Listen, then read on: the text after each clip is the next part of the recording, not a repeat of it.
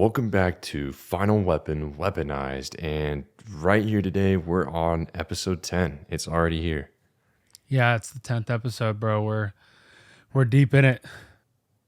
Absolutely. And I think for me, at least, I have a ton to say because a lot has happened this week.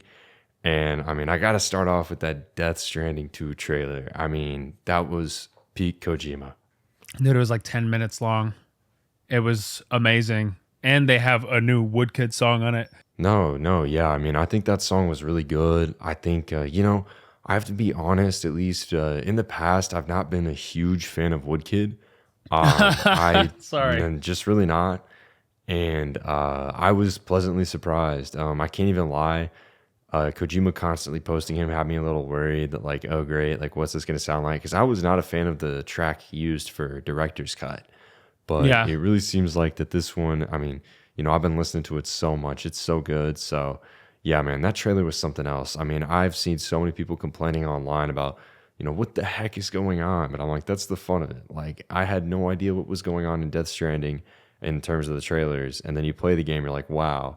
And I think it's even better that we have yet to see any actual UI at this point, which is awesome. And I want to go in as blind as possible, and I probably won't be watching another trailer. That trailer was just unbelievable, man. He is the ultimate trailer editor.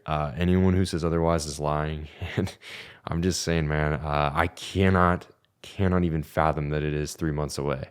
I was fully expecting like September to November for this game, and they just kind of dropped the mic and walked away with the June 26th release date. And yeah, dude, that is something special, I have to say.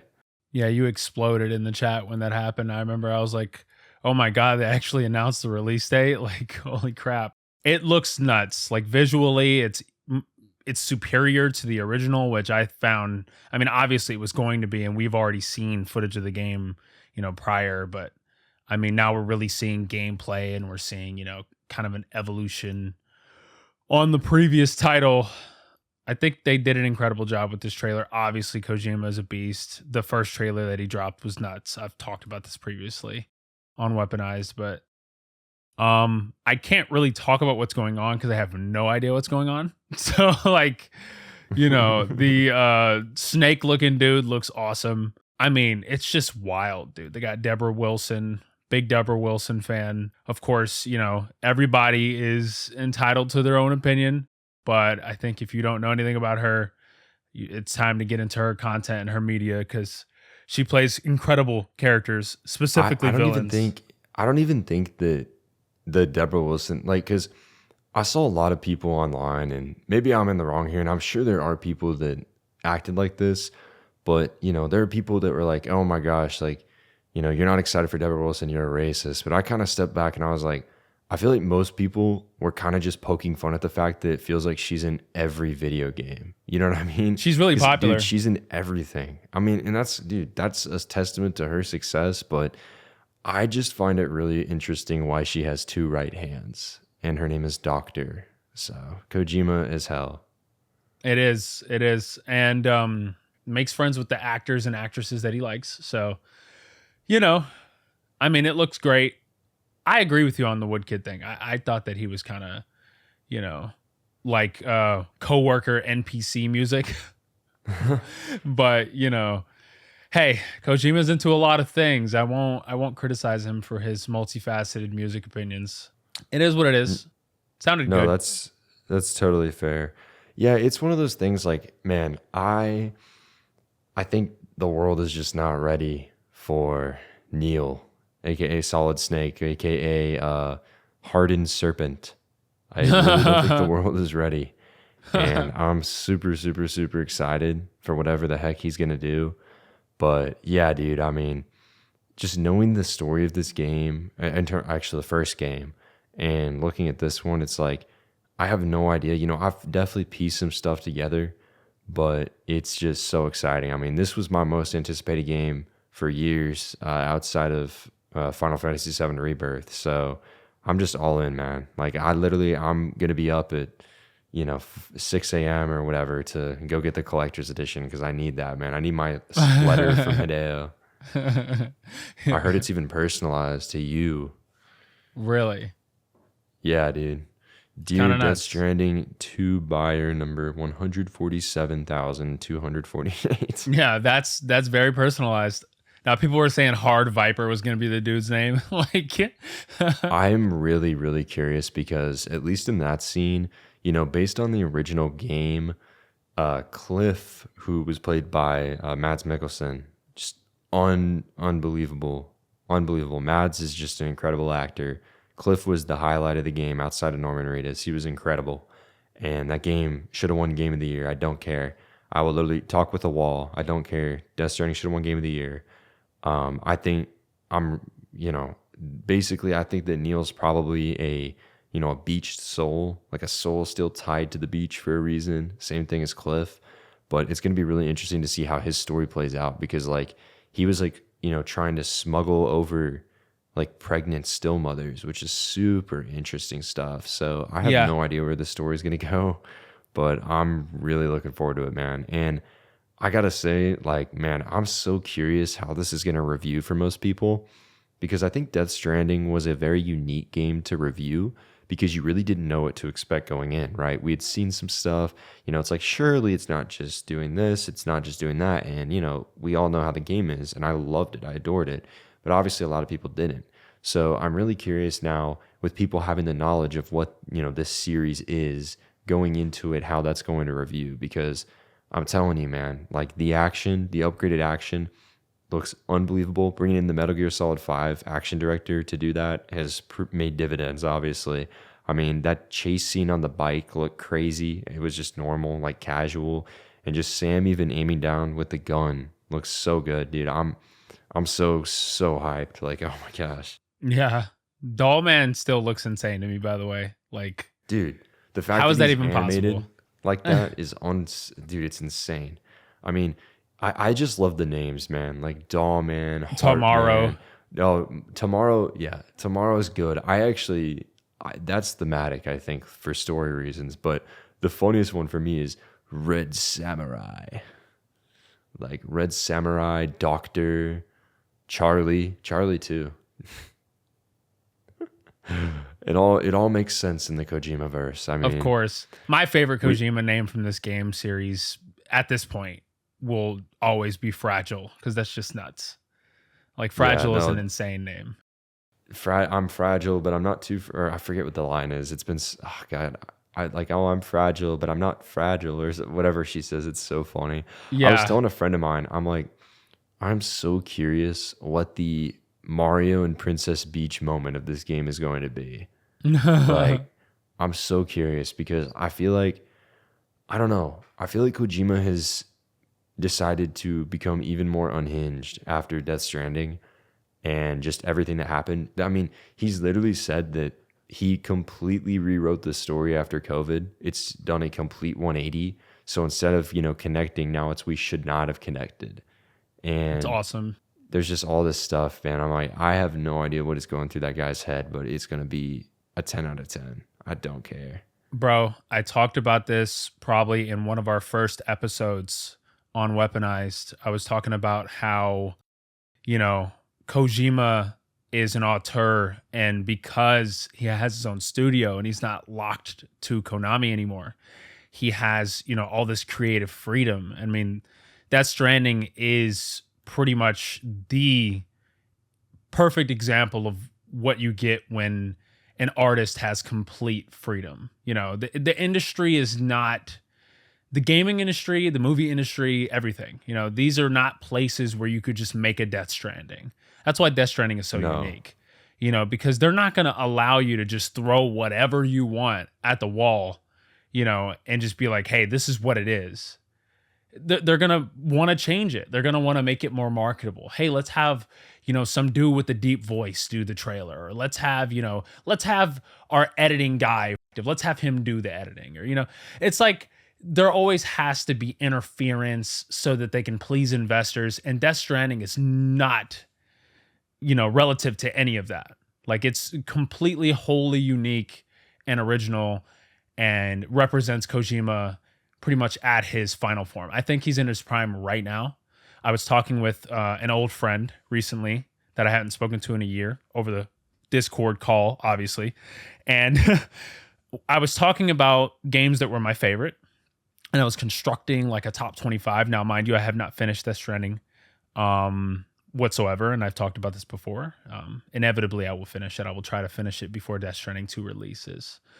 But what I did say was that I cannot think of as big of a Metal Gear fan as I am, I cannot think of a Metal Gear game that I find more interesting than Death Stranding.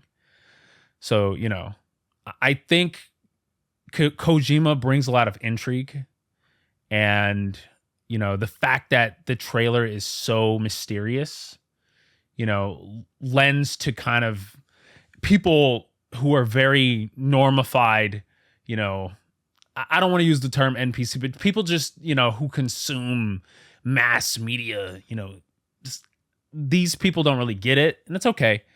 I don't want them to be. I feel like everybody should buy this game, no matter what. Give it a try.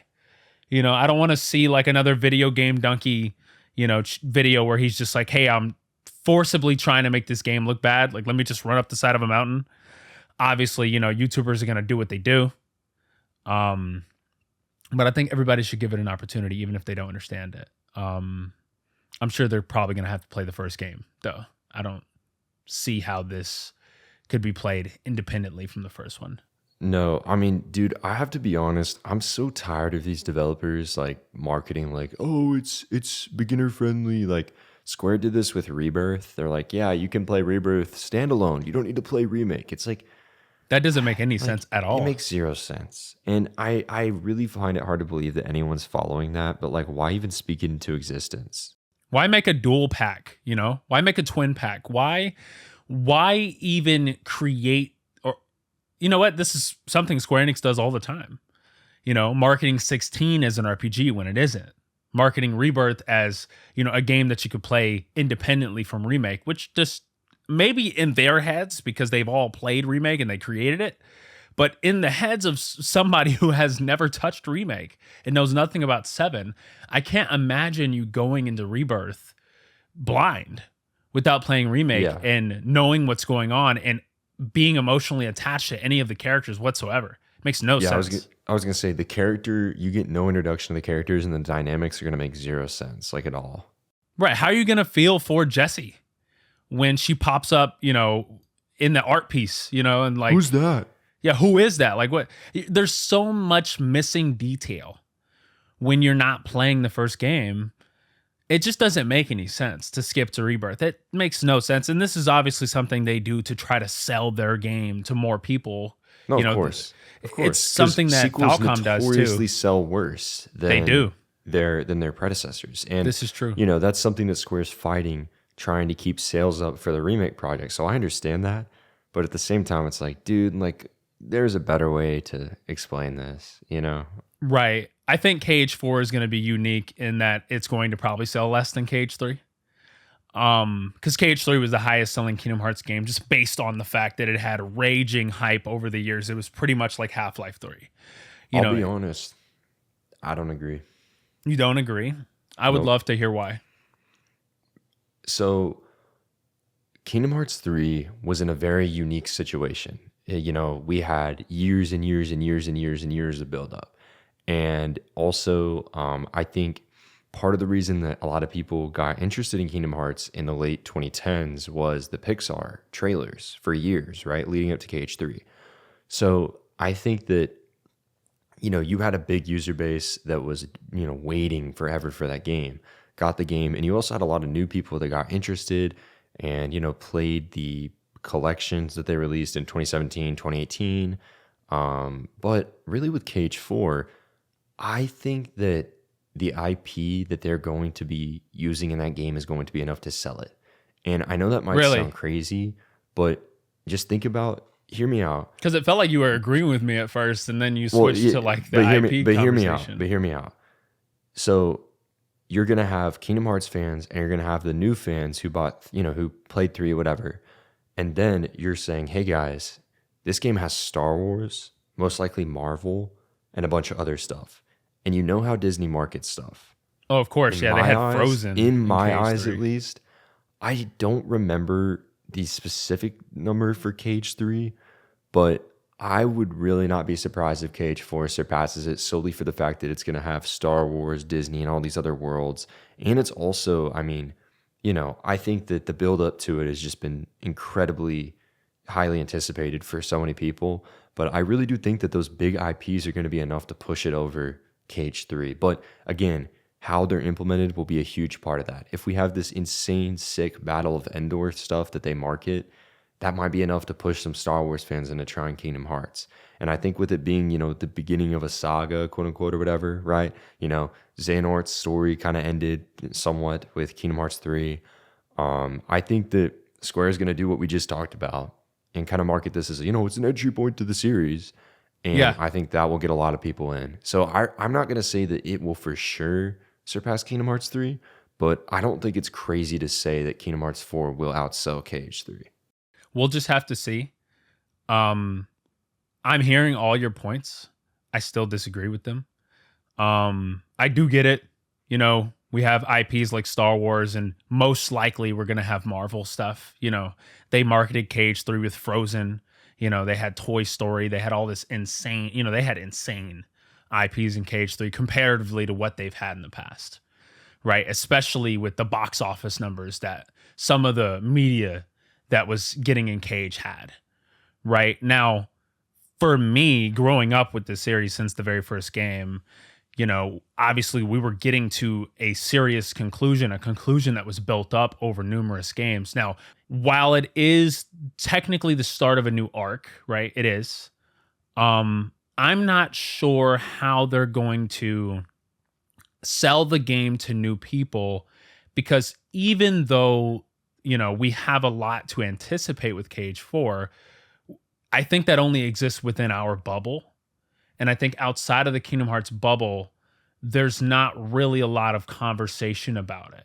Whereas with Kingdom Hearts 3, it was just so globally known, at least amongst the people that speak English and Japanese, that game was, going to be the biggest Cage game and was the ending of the saga. I mean, we knew what was going on at that point. So many people had gathered and waited for No, that's multiple fair. years. But I, Cage I 4, like it may touch it in terms of sales. I'd be really surprised if it surpassed it. I mean, I will say though, like my only thing with that, I do definitely agree that there was, a lot more hype considering like at the start with Cage 3, but I do think it's fair to kind of point out the fact that there were consistent Kingdom Hearts releases during that time to keep people talking about the series, because it's basically been no man's land for the entire series right now, not just Cage 4. So, I think once we see Missing Link, maybe more people will start to talk about it. But I don't Do know. you think I Missing still Link's going to be feel, big like that?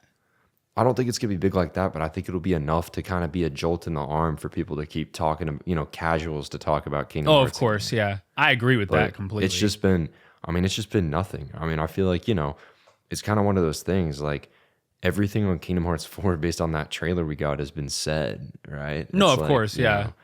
I don't know. There's nothing else It's to talk definitely about. interesting. Yeah. No, I mean, I think I still expect the game to launch next year. But I do it'll be too. interesting when Square Enix decides to showcase, or rather Disney decides to showcase a trailer. Yeah, I was talking about, Death Stranding earlier and the, creative freedom. And Kingdom Hearts is one of those series where I feel like it is the most invaded by the investors and the owners. Like it feels like a game that has way too much input from, focus groups. And Nomura, even though he takes all of that and he does what he wants, if the Monsters Inc. Sora did not look like that originally. He was actually a lot more, he was more cute. He was more adorable. And then they changed him because they wanted him to be a lot uglier. But they have a lot of input. And, I don't think that he was sitting there, smoking a cigarette in the studio thinking to himself, man, I can't wait to have like every single major Frozen musical number like in my game in full blown CG. Because I don't think that was going through his mind. I think There's that was no way that 100% he like a asked decision. for Let It Go. There's just no way. I'm confident that he didn't. So like, I feel like Kingdom Hearts, comparatively to Death Stranding, I know it's a weird comparison, but my point being, Death Stranding feels like it's Kojima, right? And Kingdom Hearts feels like it's been straying away from Nomura as of recent. And still, I'm a very huge fan of it. But this is something I noticed in Cage 3 where it felt like there was a lot more, especially the pacing and the cutscenes and the way that it was directed. It didn't feel as, especially if you've seen Advent Children with all these just like crazy swooping just shots and zooming shots, like I seen a little bit of it in Cage 4, the trailer for Cage 4, but Cage 3 felt like it was very hammy and campy. I don't know. It was like, it wasn't Nomura like I know him. And it's clear that he still does that, especially if you have played Rebirth. It's very clear that Nomura still has that in his direction. That kind of makes him unique, and people think he's a hack. I don't care what people think about him. I think Zack Snyder's a hack. And I think people, would probably compare the two. And I disagree completely. I think Nomura is his own guy. But at the end of the day, it feels like Disney kind of invades him with, hey, you need to do this. You need to do that. There needs to be a full Frozen musical number. There needs to be, cut scenes that have nothing to do with the plot. Like constantly. And then at the very end of this game, you can put all the plot, just all the exposition can just be injected in at once. Right. And that's just something I don't like. And I feel like KH1 handled it the best. And I feel like we're at a point where it's just, Disney. So I hope that while I don't want Disney to separate, obviously they wouldn't, it's a Disney game. I wish and I hope that the pacing for Cage 4 is a lot more consistent. And, the plot beats are, being evenly distributed and not being all, dropped like a nuke on your head top at the very end of the game. So, and that feels like a Disney thing. Like let's have, 90% of the game to ourselves and then, the plot can begin, Yeah, no, let's not have any Kingdom Hearts characters or Final Fantasy characters or anything until the very last 5 hours. And oh wait, we have to finish the story. Yeah, Like, it that's my big, honestly and I is. love Kingdom Hearts 3. I Right. love Kingdom Hearts 3. But that is just my biggest problem, and I'll never be able to overlook it, is the fact that, and this is debatable for people, but, I think the lack of Final Fantasy characters, I really don't like that. Yeah, like And 100%. and also, the way it was structured with the narrative. And, I think the Final Fantasy argument, I have a friend and he's like, yeah, well, the Final Fantasy characters were only used because, there were no Kingdom Hearts characters and now there's too many Kingdom Hearts characters and we need to focus on them so we don't use the FF ones. And I'm like, I get that, but also like, I just want to see the Final Fantasy character. No, of course. And I feel like that's kind of a silly, oh, I know what I'm talking about. Like he doesn't know what he's talking about. like Yeah, that and I doesn't get make it, any 'cause, like, sense. that is factual. There's like so many Kingdom Hearts characters now that like, the They don't story really has to need focus on FF them. characters, but it's Right. like simultaneously wanna it's see Square 'em, bro. Enix's collaboration, Like technically the organization characters for their merchandise are copyrighted as Disney, not Square Enix. Right. It's not Axel, Nendoroid is not copyrighted Square Enix, it's copyrighted Disney. So it's like those are Disney characters now. Those are not Square Enix characters. So where is the Square Enix character representation? Remind is not. That is not acceptable. It's just not acceptable for Final Fantasy representation. It was very, very bland. Just throw everybody in at the very last minute, at the very, very, very last minute, right? For pretty much data fights that a very, very, very small amount of people are going to see. Think about it. Let's be realistic here. How many people who bought Cage 3 Vanilla actually got to that point in Remind where they were fighting the Organization 13, the data battles, right? How many Yeah, people have no one. actually fought Yozora? It's a very small percentage. How many people have beaten Yozora? Me and a couple other guys. You know what I'm Yeah, I saying? So it's like, have. yeah, you know what I mean? I feel like, So, yeah, there's so many people that like pretend that they've beat Yozora. Like I oh, it's can't even lie hilarious. I about had a that because stream that I did it. yeah, no, I mean, like I beat him on critical, which Correct. was ridiculous, That's right. ridiculous. Insane. Insane. Like I spent like probably 10 hours on that fight, Yep. and I know that there's so many people out there that are like, oh my gosh, no man, like I beat Yozora for sure, and I'm like, you don't even have the platinum for KH3, man, the Yeah, I had the easiest one in platinum. the series. Like, It shut is. up. It's super easy. And you know what messes me up? It's like they say they beat Ozora, but I'm like, dude, what, on beginner? Like, what did you do? You know how much resilience and how much patience it takes to beat Yozora? When I live stream that on critical, it doesn't even matter if you have level 99, you know, ultimate weapon, you've ate food before the fight. Like, it's hard. It's unbelievably difficult. The dude is doing, and I'm gonna keep that for I'm not gonna talk about that in podcasts. What I will say is that Yozora, he is the greatest boss fight of all time. He is the most difficult boss fight I've ever done in my entire life. And I've played plenty of difficult games, including God of War on Give Me God of War, which I think is an incredibly difficult video game. And I've played Lies of P, a game that I dropped because I thought it was really hard. Now, I don't know if I'll ever go back to it. It is a great game. But mind you, I had some people complaining about my video where I was like, Lies of P is harder than the Souls games. It is. It is. Just watch any Souls YouTuber talk about it. They will tell you the same thing. Yozora, he is the ultimate final, super boss ever made. People saying they just beat him like casually. If you can't talk about it and tell me what made it difficult, then you probably didn't do it. You probably didn't do it. The boss is literally pump faking you. There's so much detail in the fight. There are people that do it blindfolded, because there's so much, there's so many audio cues. Right. No, it's like it's never getting lucky or just guessing. It's You you have to can't. be just critically perfect at dodging and attacking.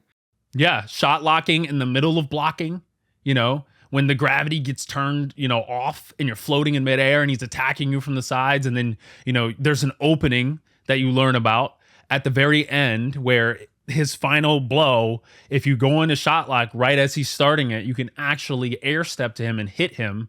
And then you have, pretty much a window of opportunity to surpass his super armor because he has so much super armor that you just don't know what to do in the first 10 or 20 attempts. You're like, how do I hit this guy? And then every single time you try to hit him, he just smacks you and goes, nope. Or he steals your keyblade or, it's just insane. I mean, there's not really a way to describe it to people who haven't fought him. But I mean, I've had a lot of friends that I've watched play the data battles and then get to him. And they're like, the data battles are really hard. But, I feel like Yozora, I got through Xion, I got through Master Xehanort, and now Yozora's going to be a breeze. And then they fight Yozora and they're like, I can't do this. Like after 10 attempts, they're like, how do I even hit him? I'm like, bro, you got to be patient. It's like, tell me, how do I hit him? I said, I'm not going to tell you. I didn't have a guide when he came out. Like nobody had one. Like there was no guide. No, there was none. Yeah. You were just like, oh, I just have to deal with it. And even if you watched an entire guide, it wouldn't teach you the timing. You still wouldn't know the timing. It's like, yeah, it may help you a bit, but it's not really going to teach you much. But the reason why I brought that up is, I think that's the most epic part of it. And also, represents my favorite part of that expansion is what I'll call it. An expansion. No, that's totally fair. I think you hit it on the head. I really can't add more. Yeah. That's just the lack of creative freedom that I feel like Nomura has. And, I don't want to speak for him. But it just seems like, it seems like Kojima has a lot of creative freedom with Death Stranding too. And, I'm pretty excited for it. And I do want to finish Death Stranding 1 so I can really, feel like everybody else is feeling. Because you were just so hyped and I'm like, oh my God. No, I literally dude. So I'm trying to think. I don't normally throw things. I normally don't throw things when I react, but I got really close for Death Stranding 2. Man, I've fallen out of my chair multiple times. I was really close because I kicked my chair back whenever I saw the June date and I almost fell. I just screamed so loud. Like I had no idea what to do. When It's did like one you of those think it was things. going to release originally? What was your like mental time So I had a frame? conversation with my friend Peter, and I told him I was like, Peter, bro, I'm feeling September. I was like, I'm feeling Wow. September. And he was like June or July. And I'm like, no way, dude. And then it's just like, dude, that trailer kept going and going and going. And it was just like, oh my God, man. Like, there's no way. I'm like, literally give it to me tomorrow, because for me, I'm like, shoot, dude, like, I was already planning. I'm like, dude, I got to take 2 weeks of PTO for this crap. like Yeah. I'm already ready. Like I'm ready to go. And the fact that it's launching in June, I'm like, man, like that is so soon. And I'm blocking everything out. Like you will not see me. You will not see me until that game is platinumed. Oh my God. And I'm so excited. I'm so excited to get Magellan, man, and put him next to my BB that I got for the first game. And yeah, my collection is getting really weird to say the least.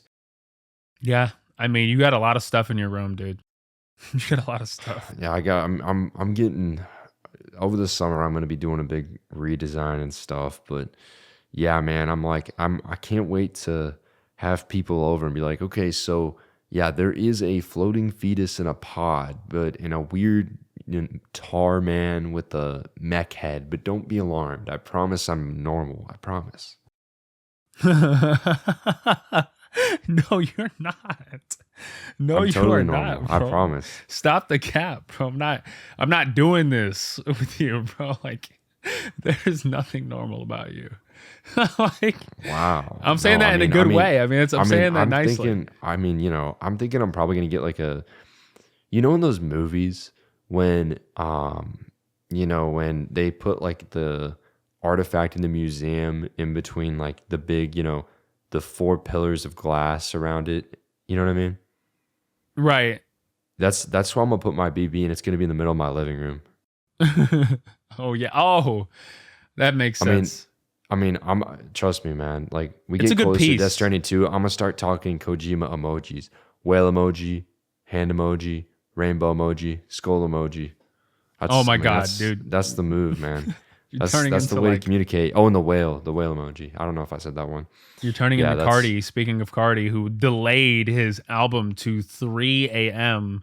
when it was originally planned to drop at 12 PST. yeah, I'm Like, good. and he announced it for 12. Like, how did you delay it last minute? Like, it's literally like it's happening very soon. I will be listening. I will be If it listening. comes out. It's gonna come out. He already announced it. It's coming out at 3 a.m. But Travis Yeah, Scott, how Future, many Lil times Uzi has he Vert, The announced that Weeknd. it's coming I out? know, but it's coming out at 3 a.m., bro. If it doesn't, bro, this Okay. weaponized episode is aging terribly. Like, it's aging terribly. It's coming out at 3, bro. It's coming out at 3. I don't All like the right. Ty Dolla Sign, bro. We don't need Ty Dolla Sign in 2025, bro. We don't need him. We're done. Yeah, We're he done. can go and sit in the ravine with Kanye and think about his life choices. The ravine? I don't What? know, man. I'm just saying, like, Kanye needs to go underground and just kind of stare at a wall for 10 years and realize what an idiot he is. Kanye is an idiot, bro, and I can't like continue to entertain just following him whatsoever. I just don't care. No, I've ever since he did the whole anti-Semitism thing, I stopped listening to his music just because it's like, ah, yeah, this guy's, insane. No, And it's then all the wild. whole shirts that he's selling now are just like, I can't believe you're a real person. Like, No, it's wild to me that he even thinks that something's definitely wrong with him. Like, there's no question in my mind that something's wrong with his really? mind. Yeah, no, I mean, Are you really? no, I yeah. don't know, man. I don't know. Are we still debating this? I don't Yeah. know, man. It's like, God, Kanye West having something wrong with him since 2018? No I appreciate way. the sarcasm. No, I mean, I'm saying like there's like something happened to him besides his mother passing away that we don't know. And it's just like, I mean, there I can't The imagine he nitrous. afflicted this. Oh yeah. I mean, the nitrous is one thing, but I can't imagine he did this to himself. the I mean, technically he did it to himself if it's the the nitrous. the text message of that of "Can I have the nitrous" is one of the funny, dude. Like, oh my god, Dude, it's so sad, but it's so funny. Like, I'm sorry. it's really depressing. Man, people be going, "Oh, bro, he made graduation." It's like, bro, who cares what he made? I have a friend like that. It's like, okay, y'all do the same thing with R. Kelly. Like, oh my God, he made Trapped in the Closet. Dude, who cares? They're evil. It's an evil person. Like, oh, we got to separate the artist we got to separate the person from the music. We got to just separate the person from the music. It's like, I can't. I literally can't. He's putting it in his music. Like, even if I wanted to do that, I'm hearing it in the songs he's releasing. And he's putting AI in his songs. And he's like going back and like updating his albums, like patch notes. It doesn't even make sense. Like, who patches their album, bro? It just The patch notes were crazy, and I will say I was so mad because I remember when he dropped Vultures 2, and they did not have any. He completely retooled everybody that had the potential to be legitimately one of his better songs of the last 10 years, and then he dropped the Burger King verse, and it was like, dude, what are we doing? dude. It's just the fall off is insane. Like, the fall off is insane. Like, I can't tell you like any of my friends like that are really big Kanye fans that are excited with. Bro, he tweeted 4 hours ago, "I agree with everything Andrew Tate has ever said." Like, everything? Everything? It's just like, I don't know, bro. I cannot agree with that. But it's like, he just says some crazy things. I just ignore it, man. I can't. It's just wild. I can't pay attention to it. It's just too much. Yeah. I mean, we should invite him on to Weaponized. I'm sure he'll be No. here, in a split second. He goes anywhere now, he'll show up anywhere. He's collaborating with Dave Blunts. So, I mean, he'll do anything at this point for a collab, having a song with, Miles, I feel like was just like, are you for real? Like, I don't even think, Miles is funny. So it's like, it was just really corny. I was not a fan of that song. The Bomb with his daughter on it. It was so bad. Yeah, it was not good. I want to talk about something crazy that happened today that I've seen no one except for us report on, and I just think it's insane and it's despicable behavior. But so earlier this week, Spectre Divide and Mountaintop Studios, which launched, and I guess Mountaintop's been around since 2020, and Spectre Divide launched on PC in September 2024, and console launch was in February. Well, the console launch did not get them the players they needed, and so not only is the game shutting down, but the studio is completely closing. Everyone is getting laid off. And they were completely independent, but self-published, didn't work out. They are just closing. So, you can think what you want about the game. I previewed the game. I played it for about 15, 20 hours. I had some fun with it, but I definitely just felt there was a need for more. There just wasn't enough.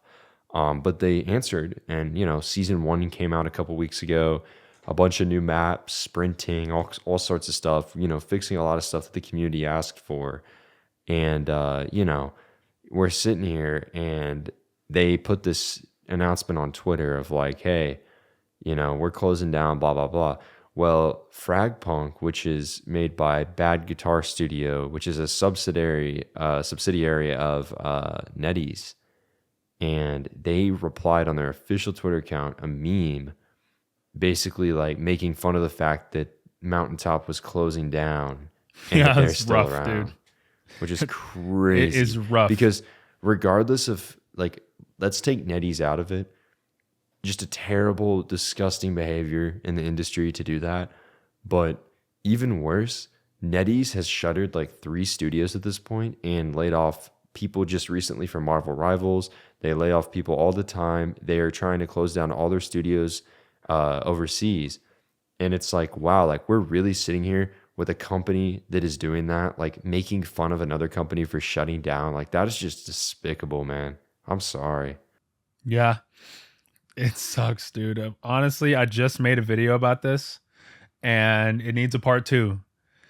Now it needs a part two because, like, now we know that it seems like they take pride in this whole thing, you know, like they just enjoy watching everything crash and burn. Like, I don't get why they would tweet that. It doesn't make any sense. It It just doesn't was make any sense. boneheaded. Yeah. Boneheaded. I have no idea like what was going on in the people's heads that allowed the intern to tweet that, because I don't know. I mean, like, I can't even fathom it, because it's not a good look for PR. It does nothing for the game, right? Like, it just does nothing for the game. It does nothing No. for the studio. It does nothing for the publisher. It does nothing for the developer. It does nothing for anybody. And To the tweet fact that something they so haven't said petty. anything, they literally, it was deleted within minutes of posting. It only had like 6 or 7 replies, and Mountaintop staff got screenshots of it. They posted it, but they literally just deleted it and act like it didn't happen. Yeah. It's a The tragedy. games industry, everyone. It's a tragedy, dude. I know. We're here. And honestly, bro, I don't want to put a bad omen out there, you know, but I think they should just get shut down for that. Like, they should just get shut down. I think that's for that, crazy, I ain't gonna lie. but I think the fact that they posted that, they should absolutely have to make a public statement, and the person who posted that should be fired. Absolutely. I'll say, yeah, that at the very bare minimum. Obviously, I want the devs to have their jobs and I want them to get paid. But I mean, the frustration that I felt when I read that, man, when that was sent in the group chat, I was just like, dude, what is going on? I feel very deeply about this topic and the subject, of course, because we're here, you know, we're present in this industry. And I mean, it just shows a lack of empathy from that studio. They have no empathy. And honestly, bro, it's just a dark time. It's a dark time. All I could do is laugh. Because, I mean, what other industry is doing this? You know, what other industry in the entertainment business is just doing this, bro? Like, is this happening in movies? I'm not following.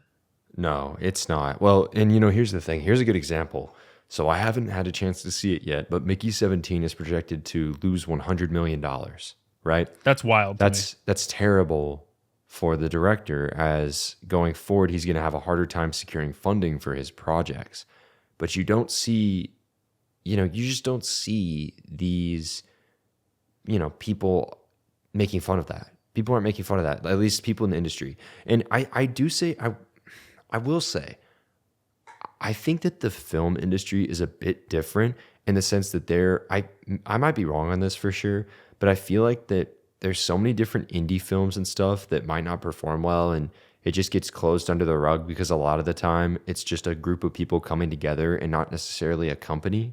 So it's kind of swept under the rug of like, oh, you know, these people, like, they're out of work, they can't get work because of this. But I don't know. Like, I don't think that the film industry has anything near what the games industry in terms of the turmoil we're seeing right now. I really don't. Yeah, I haven't seen it.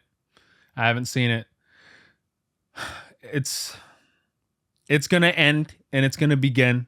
There's going to be a rebirth, and people are going to witness it. Whether it's, you know, I feel like, and I've already talked about this in my video, but it's everyone's fault. It is everyone's fault for contributing to these publishers that are allowing this to happen, who continue to chase, you know, money, people who make excuses for these companies and corporations. It's inevitable. The crash is inevitable. There's going to be a reset. And I think in the future, these studios are going to look at their budgets a whole lot differently.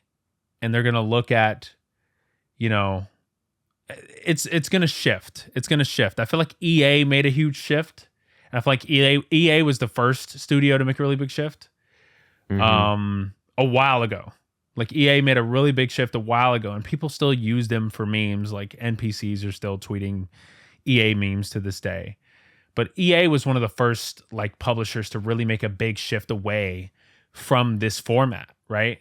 And they started making single player games, and started kind of just doing good things, honestly. Proving us all wrong. And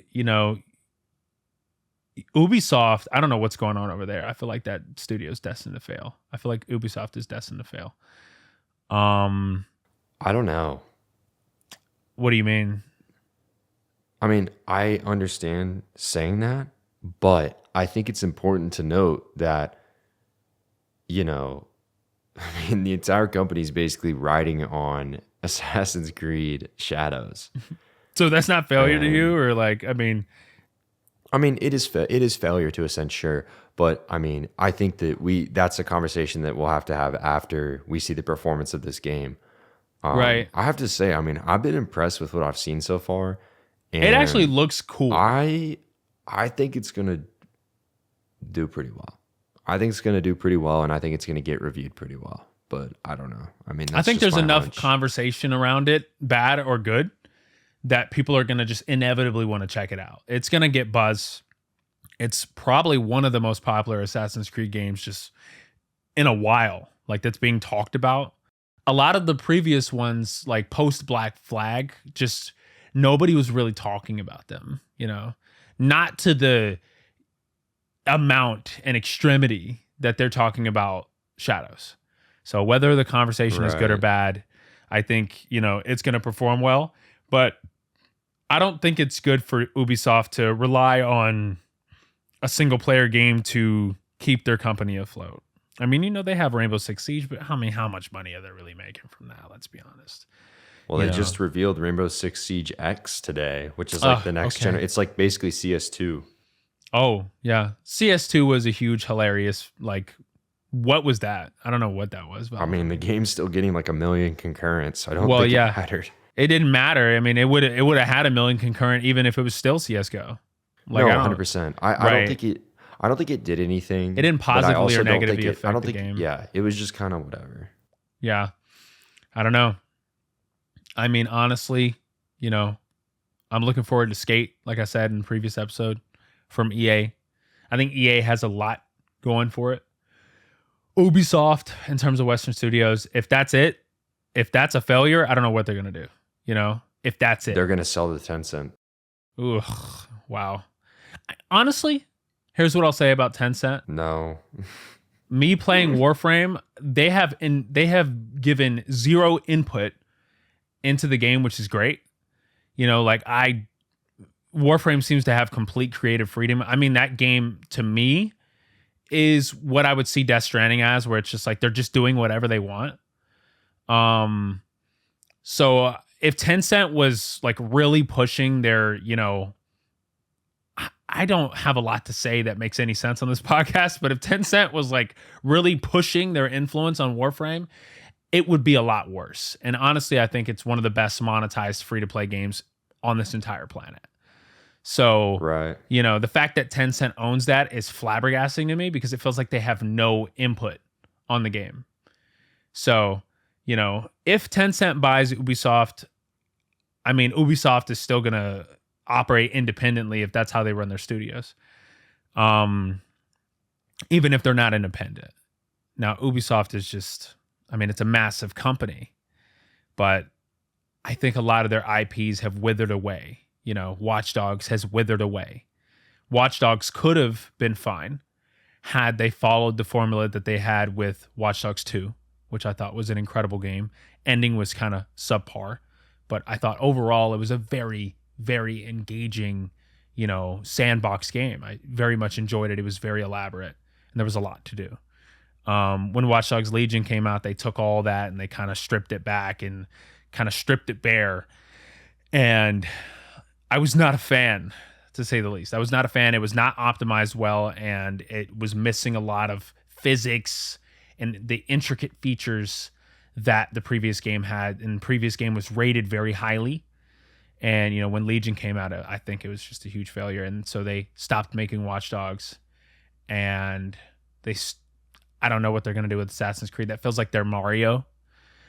And honestly, if that's their Mario and Shadows fails, I think that's going to get, you know, that studio is going to get sold off. And the thing is with Bethesda, they had a bunch of crazy IPs under their belt. They still do. Bethesda still has a bunch of crazy IPs under their belt, even when they're under Microsoft. Now, I don't know what Bethesda Game Studios is going to do with, you know, Fallout 5 and with Elder Scrolls 6.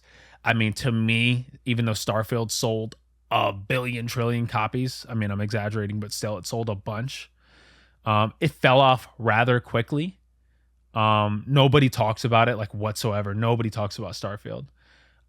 They cannot make that mistake again because that left a sour taste in people's mouths. And so if they make that same mistake with TES 6 and Fallout 5, like, you know, they're not going to have a lot left going for them. Obviously, Doom is great, but Doom is not made by Bethesda Game Studios. So, you know, Doom is 100%. made by And I think EA, to your point, is an interesting one because, you know, we just had Split Fiction, which I finished since our last episode. Phenomenal game. Game of the Year front runner for me right now. Yeah. And I mean, you know, it's so funny because that game has no microtransactions. You know, the Friends Pass, which is a free copy for a friend. So you only have to buy one copy. And there's just, you know, it's just, there's no bugs. It's perfect performance. It's great. It's awesome. Like, and it's just everything that the industry and EA isn't. So it's just funny that EA of all people releases that game. Yeah. It's EA is strong right now. I'm not gonna lie. They're pretty strong, bro. They've been really consistent. And Absolutely. that's kind of why I brought them up, because they're like the antithesis to my point of, you know, like they are the first one to do it, and they were the ones being memed for pretty much making it a trend in the first place, you know? So honestly, I'm proud of where they've gone and the fact that they have, you know, a masterpiece on their hands with zero microtransactions and pretty much one of the best business models, you know, for the consumers that I've seen almost, I mean, I would say in my entire life. I mean, the Friend Pass is nuts. Like, that's nuts. Nobody's it's done amazing. It's amazing. And it's not just like for one platform either. Like if you wanted to play with someone on PlayStation, but you're on PC, it works still. And there's zero lag. It literally feels like you're playing with someone next to you. It's so cool. That's so cool. I mean, it looks awesome. I've seen quite a lot of clips from it. I mean, it's really successful. It's been really successful for them. So 2 million copies already sold in a week. I mean, that's great. It's great. I'm super happy for Joseph Fares. And I mean, it's seriously one of the most creative games I've ever played. I have no idea. Like, I literally feel like every time I played it, I'm sitting there like, how the heck did they come up with this? How the heck did the team come up with this? But I mean, it's so good, man. It's so good. He has a great track record, bro. He's killing it, honestly. Becoming a legend for sure. I was very excited for it, you know, seeing the trailers and stuff. So I'm really glad that it ended up being exactly what I thought it was going to be, you know? And I think sure. I noticed, you know, when I was watching the Game Awards with my friends at the crib, you know, wasn't that at the Game Awards? Split yeah, Fiction? It was revealed there. Yeah. That was where it was revealed. Yeah. Split Fiction was revealed at the Game Awards. And I remember like, we were just kind of like, oh, wow. Rebirth on PC. And then Split Fiction was shown, and I was like, dude, that looked good.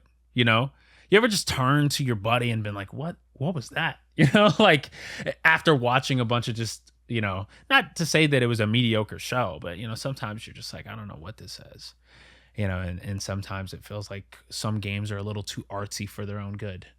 You know, as they say, they insist on themselves. A lot of games seem to insist on themselves nowadays. A lot of indies do.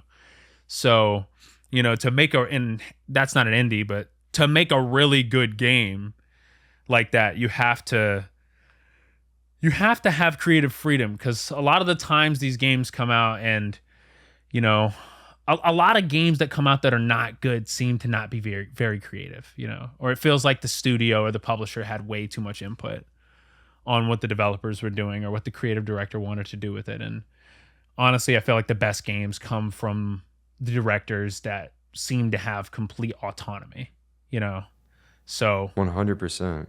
all these focus groups trying to, give their input on, I just feel like we should just completely drain.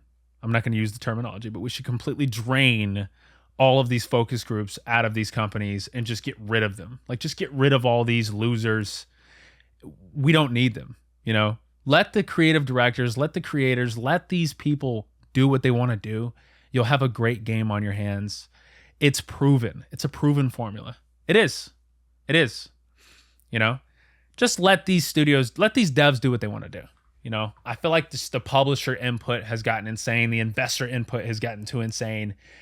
And I feel like nobody's learning from the mistakes that a lot of these other, when my parents had extreme debt when I was a child, I never wanted to get into debt because I was like, this is horrible that they're, paying these student loans off for years and years and years. And they've been out of college for 20 years and they're still paying it off, and it was blowing my mind as a kid that they were still paying off these student loans.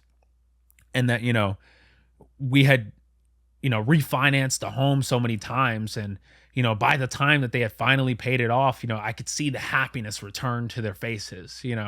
My mom was no longer trudging around the home, making me depressed with her depression because they were free of that debt. And that, as a kid, I was like, that pretty much was clear and evident for me. Like, do not get into debt. Like, do anything you can to figure out your finances when you're young and figure out this formula. And I feel like, that is not something that these other publishers are observing. I feel like it would be really clear to me if I was a publisher that the formula that all of these studios are chasing and failing would also fail for me, right? Everybody thinks they're the protagonist. Everybody thinks they're the protagonist in this world. And that is no different with these publishers. I mean, they think that they're unique. They think that they're, they think that they have aura. They think they're Cardi. Like, you guys are not any different from each other. You're all the same. And you're all going to fall the same way. You're all going to feel the financial pain that every single other publisher has felt by trying to chase the same, greedy games as a service formula, the same greedy microtransactions, season passes, loot boxes. Look at what happened with League. They had these expensive skins. Some skins would take over $200 to get, and then they had to completely revoke what they did. Like, they had to completely revoke that. And that's a studio that, Riot Games, one of the biggest video games of all time, League of Legends, a game that I don't think is growing, by the way, even with Arcane, because who wants to get into League? Nobody wants to get into League. There's no entry point for that game whatsoever because everybody that plays it is toxic and there's just too much going on. At this point, there's a billion champions. And, even if you wanted to learn it, you'd still be getting yelled at in quick play, basically. What's the point? What's the point, right? As soon as a game gets that deep in, that's where the evergreen stops, honestly. And I think if a game is not growing, it can only die. People are going to eventually stop playing it. What are they going to do? Make more media to keep it afloat? It's not going to happen. It's not going to happen. I'm going to consume the media. I think the world is interesting, sure. But I can't, for the life of me, hop on that game. And everybody thinks they're Riot and everybody thinks they're all these other studios that have been really successful and they think they could do the same thing. They can, Destiny, Bungie, Sony. Oh, we could just go out and we can just, make a video game and we can buy this studio and turn this thing into a multi-billion dollar franchise. And they can't. They failed. It's never going to happen. They're never going to put billions of dollars into that franchise. They had so many plans for it, right? And then it all fell apart. And now, all of that is definitely in the dirt, 6 feet deep. It's never going to happen, And it's just failure after failure after failure. Let's have this crazy multimedia franchise. Even Halo tried to do it, Microsoft 343, when Nightfall came out with Mike Coulter, that was a failure, right? They tried to do it again with the Halo show on Paramount. That was a terrible show, right? And Infinite had all these plans. That was a big failure. That's another games as a service. I think Infinite has great, gameplay. It's a lot of fun. When I hop on Infinite, I have a lot of fun, but nobody cares about that game. Nobody plays it, right? And it's never going to get anybody on it, yet they still spend money while it's probably a very small amount now, because they're pretty much, the maps that come out for that game are maps that the community has made, right? That they've turned into official maps. They're not really doing anything, right? They're making skins and they're updating the season passes and they're doing small, incremental updates. But that game never ended up being the game that they envisioned when they originally created it, right? And that's going to be the fate for all these studios, honestly, and for all these publishers. And everybody thinks they're the main character, and they're not. They're not. They're not going to be, oh, I'm going to do it. This is going to happen. Like, which games are we referencing and using as an example for success at this point? It's not Concord. So how far have we gone back, to say, hey, this game, RuneScape, right? World of Warcraft, these were successful.